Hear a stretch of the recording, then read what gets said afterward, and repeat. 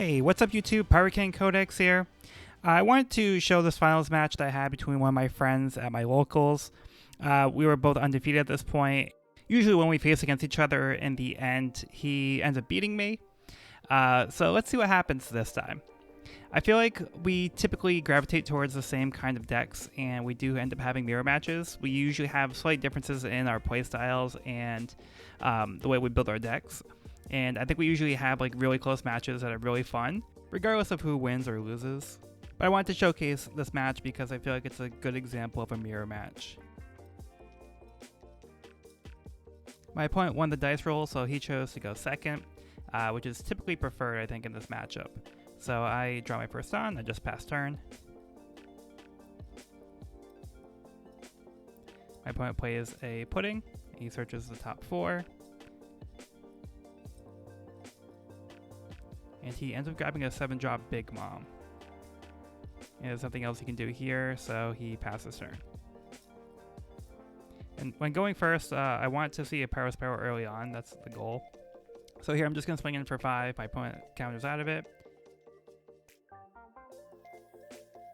And I'm going to drop the Power Sparrow here and pass turn.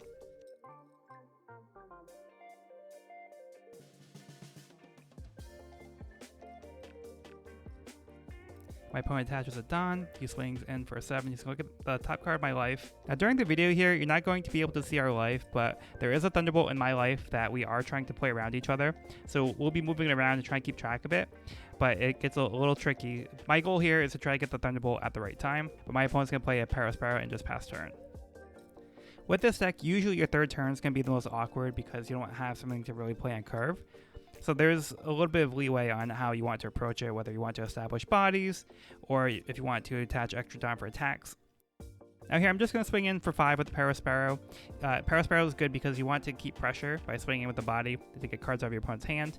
My opponent's just going to counter for a 1k here. But you want to attack with the Power Sparrow most of the time, so that way your opponent can attack into it and give you cards if needed. I'm going to also play a Pudding and look at the top 4. And just comparing to see what I already have in hand to find what I think is most useful right now. I'm just going to grab a 2k counter with the Strucin.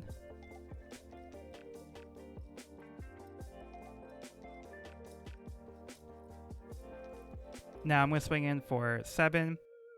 I'm going to look at the top of my life to see if I can try to rearrange my life in a way that's going to be most effective for me.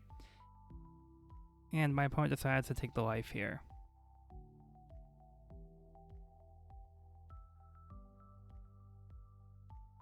I'm going to just play another Power Sparrow and pass turn.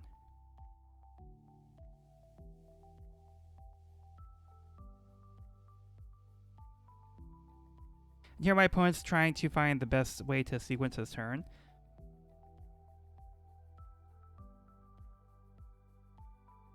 So he's going to start out by swinging in for 7 with his leader, just to kind of look at the top card of my life to try to find a way to not have me have a good advantage here. So he's going to put this one on the bottom. And I think in hindsight, I think he said that that was a Big Mom because he wanted me to see that, so he put it towards the bottom. And I'm just going to counter out of this one. My goal is to try to keep my life as high as possible so I can have the 10-drop Big Mom come down without having to worry about not being able to defend my life at that point.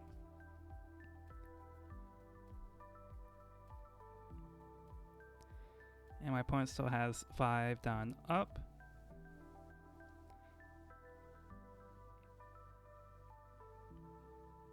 And he's swinging in for 7 with the Power Sparrow. So like I was saying earlier, you want to attack with the Power Sparrows because they're going to essentially be free swings. Either way, if your opponent takes the damage, that's good. Or if they try to target down the Power Sparrow, that also works in your favor because you get cards back and it might give you exactly what you need. So you want to make sure that you're using the Power Sparrows to keep pressure on. And my opponent's going to play another one and pass turn.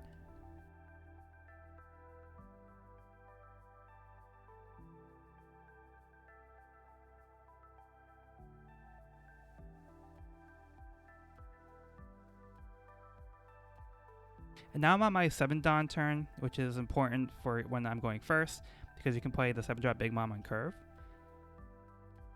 So I'm going to want to swing in with the Parasparrows first. So I'm going to attack his Parasparrow with mine for 5 and see if he tries to defend this.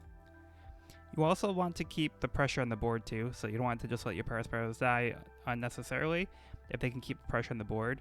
But my opponent's going to try to keep his alive here. I'm going to swing again with another Parasparrow.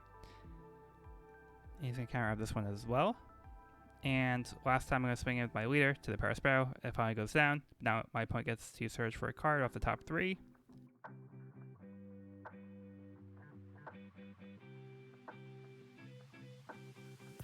And he grabs a Searcher Pudding.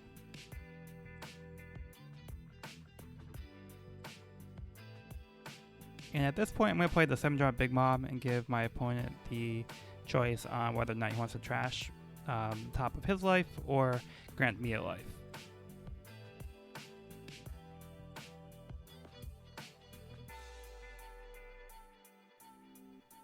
And he's going to give me a life.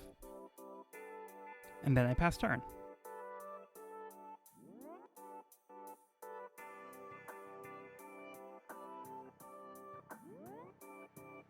Now, usually on the 8-Don turn, you have the choice to play the 7-drop Big Mom or the 8-drop Katakuri if you have it. So at this point, I don't think my opponent has a Katakuri, and my board's a little bigger right now. So I was able to kind of clear out his Parasparrows, and now I have 2 Parasparrows on the board and a 7-drop Big Mom. So going first did help me establish a board a little bit better, but it's going to put me behind the Don curve. So my opponent plays his own 7-drop Big Mom here, and now I have to decide whether or not to take a life or give one to my opponent. I decided to return the favor and grant him a life as well. So now we're both back up to 5 life.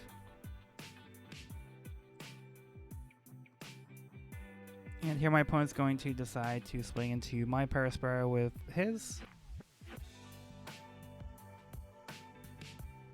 Now my opponent has another swing with his leader and a swing with his Big Mom.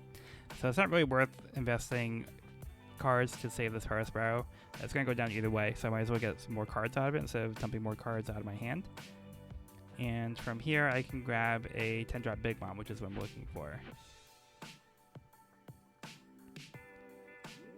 Now my opponent's going to swing in for a 7 with his leader into the other Parasparrow.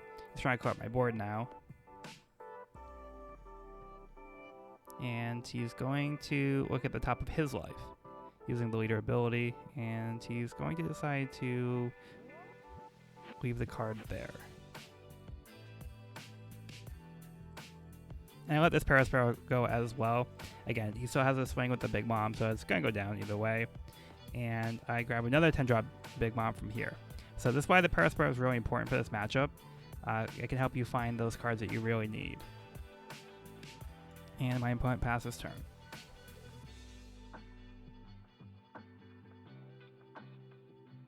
Now I'm going to be at 9 Don, just shy of the 1 Don I need to play the 10-drop Big Moms I have in my hand. So I have to survive another turn here to make sure I can drop them down safely. So just to start out, I'm going to swing in for 7 with my leader into his Parasparrow. I can try and clear out his board, look at the top card of my life, and decide if I want to rearrange it here. I decided to put it at the bottom. I believe this is the Thunderbolt, and I wanted to have this one at the bottom in case my opponent has a blocker at the end of the game. That's going to be my strategy here, is to try to get that Thunderbolt at the right time. Meanwhile, my opponent is going to be resolving the Parasparrow search, and he's deciding on which card to take. And he's going to decide to take the Brule here.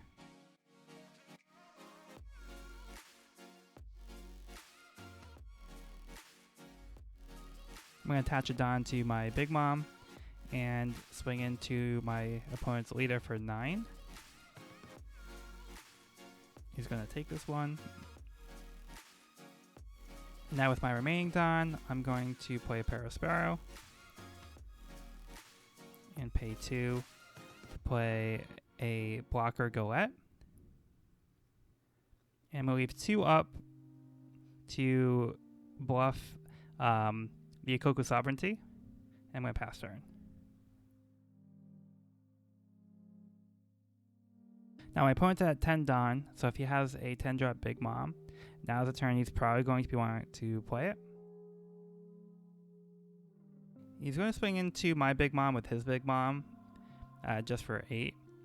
And because I know he's going to play the 10-drop big mom, I'm going to counter this one. Because now, in order to take out the big mom, he's going to have to attach Don to his leader, or the pudding, which is unlikely. But he would have to invest Don, which means he can't play the 10-drop big mom this turn. And my opponent knows that I have the 10-drop big mom, so he's likely going to want to try to keep up. So he's just going to swing into my leader for 5 with his leader. And I'm just going to take this one. And I believe this is the first Thunderbolt. And I'm just going to use it to KO the pudding. Otherwise, it's going to be a dead card in my hand. I'm not going to invest the life commitment to activate it. And now he's going to play another 7-drop Big Mom. So he doesn't opt to play the 10-drop Big Mom here. And I'm going to give him the life.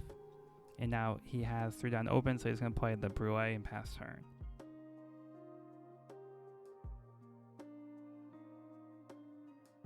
Now I'm going into my 10 Don turn. So this is where I get to start playing my Big Moms, which is going to be one of the key parts of this matchup. And I know it's not going to be worth swinging into his Big Mom, because he's just going to be able to counter out of it. So I'm going to just swing into his leader for 5 with my Parasparrow, and see if I can maybe chip away at his life. So he's going to take this one. And I'm going to swing again with my leader into his leader. At this point, you probably just want to take too much life, so he's going to see if he can counter out of this effectively. And he's just going to counter out with the Cracker for 1k. Now I still have my 8k attack with the Big Mom. Again, I'm going to swing into leader. I'm trying to keep the pressure on here. So the lower his life is, the harder it's going to be for him to play the 10-drop Big Mom. So if I can keep the pressure up here, it's going to help me swing the tempo back in my favor. So he has to take this life. And now comes the 10-drop Big Mom. And my opponent will have to take a life. Oh, and it gets rid of the Coco Sovereignty. And I gain a life as well.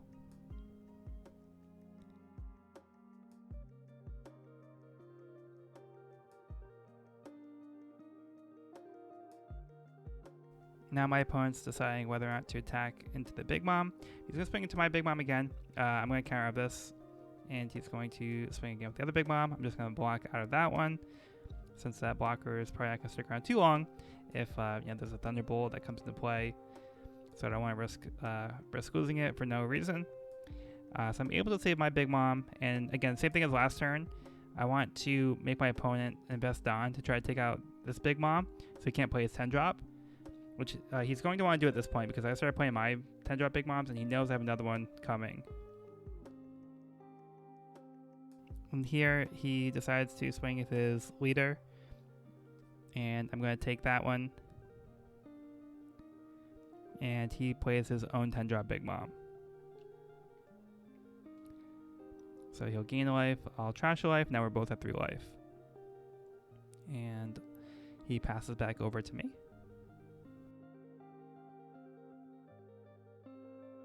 And now he has a blocker, so I have to be aware of that. Otherwise, it's not going to be worth it to try to swing into his Big Moms if he can just block it. And because I have the other 10-drop in my hand, I can't really attach any Don. So I have to try to decide how to swing most efficiently here. So I'm just going to swing into his life and try to keep that pressure. Maybe bait the blocker if possible, or get cards out of his hand. Either way works for me. And he's going to have to counter out that one. I'm going to swing with my leader into his leader, just for 5k.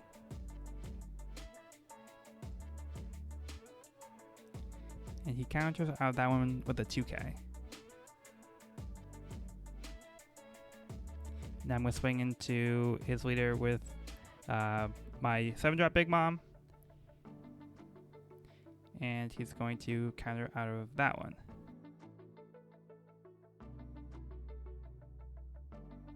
At this point, I decided to just play my second 10-drop Big Mom. And I get rid of my opponent's Katakuri, which is pretty big. I'm just going to pass turn. I'm not going to bother swinging with my 10-drop Big Mom here because my opponent's just going to be able to block it, and I don't have enough cards in hand to protect it. So it would just go down for no reason, so I'm just going to hold back for right now.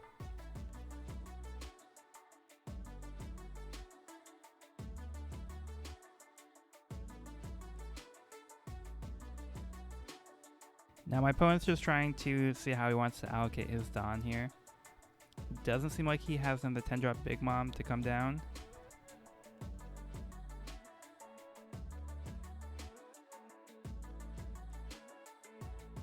So he's just going to attach 2 Don to his 7-drop Big Mom and swing into mine. So he's going to force a 2k and something out of my hand if I want to defend this. I decided to just let it go.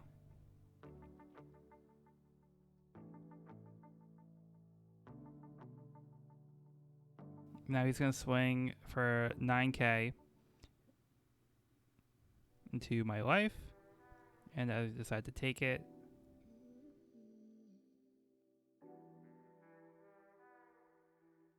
Now he's going to swing for 9k into my life, and he's going to look at the top card of my life and decide if he wants to move it or not.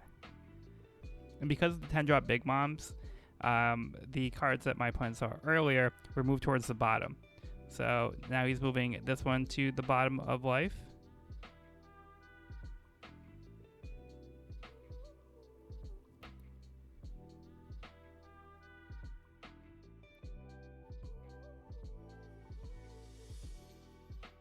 And I decided to take this one, and it ends up being a 10-drop Big Mom. And my opponent is deciding on whether or not to swing in with his own 10-drop Big Mom. And he decides he needs to keep pressure on here, so he's going to swing in for 12k. I'm going to just take that life. And here's that Thunderbolt that I was talking about earlier. So I was able to get rid of the Brûlée. And that was my goal in case that happened. So that actually worked out perfectly here. And now that's going to clear the way for me to be able to try to swing in on my next turn.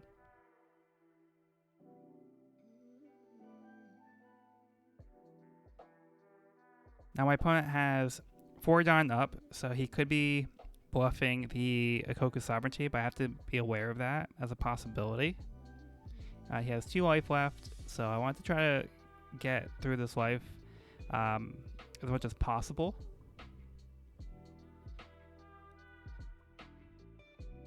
And since I have the 10-drop Big Mom in hand, I'm leaving my Don unrested to keep that as a possibility here. So I'm going to see if I can try to get through my opponent's cards in hand with some lower swings, just to try to bait some cards out of hand.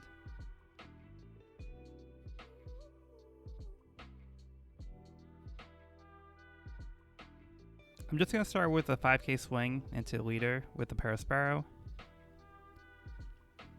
My opponent has to counter with a 2k here, so that's a good sign for me.